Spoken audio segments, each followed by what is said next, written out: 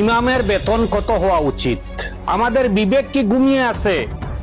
আলেমদের এই আত্মত্যাগ যদি শেষ হয়ে যায় তবে আমাদের সন্তানদের কি হবে? এ প্রসঙ্গে দু চারটি কথা অবশ্যই মনোযোগ দিয়ে শুনবেন এবং দেখতে দেখতে ভিডিওটি শেয়ার করে আরো 10 জনকে দেখার সুযোগ করে দেবেন। ইমাম একটি আরবি শব্দ যার বাংলা হলো নেতা, যিনি পুরো মহল্লাবাসীর আধ্যাত্মিক ও সামাজিক নেতা। 5 ওয়াক্ত নামাজে আমরা যার পেছনে দাঁড়িয়ে মহান আল্লাহর কুদরতি পায়ে সিজদা দেই, জীবনের শেষ মুহূর্তে যিনি আমাদের জানাজার নামাজ পড়ান, আনন্দের দিনে ঈদের মাঠে যিনি আমাদের কাতার সুজা করান, তিনি আমাদের ইমাম সাহেব। কিন্তু আজ একটি কঠিন ও বাস্তব প্রশ্ন নিয়ে আমাদের এই বিশেষ আয়োজন। যে মানুষটি আমাদের এত বড় দায়িত্ব কাঁধে নিয়ে আছেন, সমাজ হিসেবে আমরা তাকে কতটুকু সম্মান ও অধিকার দিচ্ছি? একটু ঠান্ডা মাথায় চিন্তা করুন।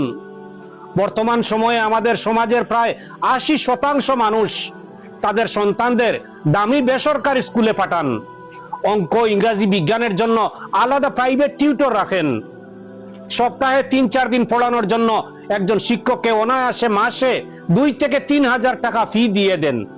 12 দিনে মাস হিসেব করে টাকা দিতেও আমাদের গায়ে লাগে না। যেখানে শিশুরা কুরআন পড়ছে, অথচ যিনি আমাদের সন্তানদের দুনিয়া ও আখিরাতের সবচেয়ে বড় শিক্ষা দেন, আল্লাহর পবিত্র গ্রন্থ আল কুরআন রিডিং পড়তে শিখান, জীবনের মৌলিক আদব কায়দা শেখান, সেই ইমাম বা মুয়াজ্জিন সাহেবকে মক্তবের জন্য কত টাকা বেতন দেই আমরা? একটু নিজের বিবেককে প্রশ্ন করুন তো। আজকের বাজারে নিজের পরিবারের দিকে তাকান। প্রতিদিন আপনার ঘরে কত টাকার চাল, ডাল, তেল, সবজি আর মাছ মাংস লাগে? মাস শেষে আপনার আমার সংসারের খরচ কত? এবার ভাবুন সেই ইমাম সাহেবের কথা, যিনি নিজের পরিবার, স্ত্রী, সন্তান ও বৃদ্ধ মা বাবাকে গ্রামের বাড়িতে রেখে আপনার আমার মহল্লায় এসে দিনরাত পড়ে আছেন। আমাদের দেওয়া সামান্য কিছু টাকায় কি তার সংসার চলে?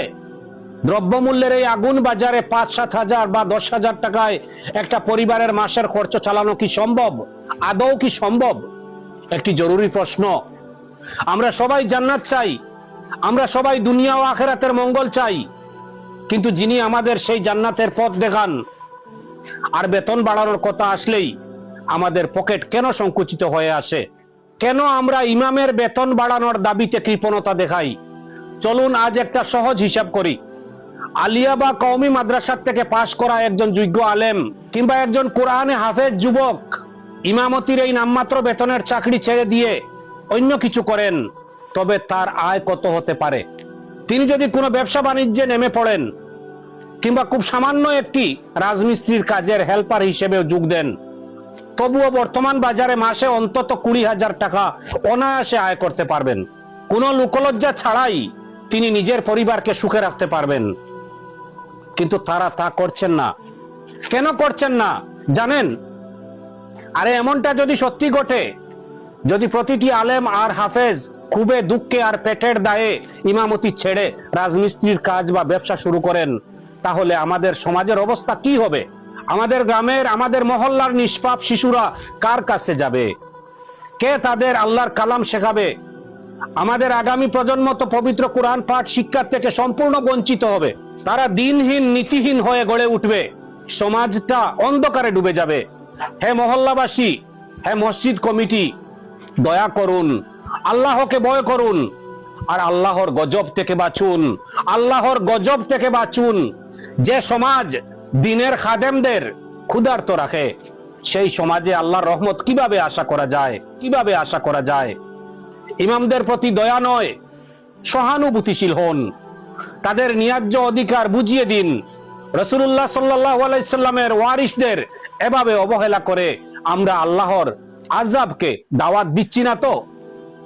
সম্মানিত দিনী ভাই ও বোনেরা, ইমাম সাহেবরা লোকলজ্জার ভয়ে কারো কাছে হাত পাততে পারেন না, নিজেদের অভাবের কথা মুখে বলতে পারেন না, কিন্তু তাদেরও তো একটা পরিবার আছে, তাদের সন্তানরাও তো ভালো জামা কাপড় পরতে ইচ্ছে করে, ভালো খাবার খেতে ইচ্ছে করে।